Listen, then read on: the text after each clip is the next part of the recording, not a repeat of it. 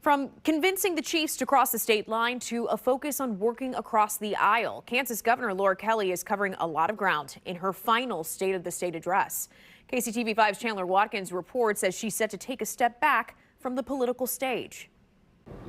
In her final State of the State address, Governor Laura Kelly started by highlighting bringing the Chiefs across the state line into Kansas. The Honorable Laura Kelly, Governor of the state of Kansas.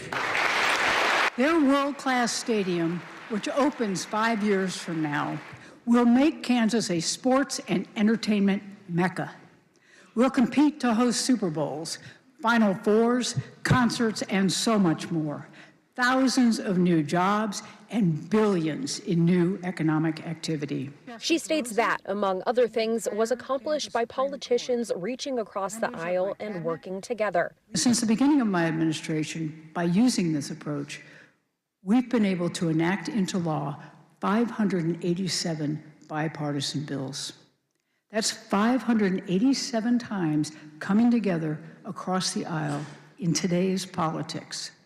That's something we should all be proud of. She also discussed cutting taxes, budgeting responsibly, and growing the state's economy.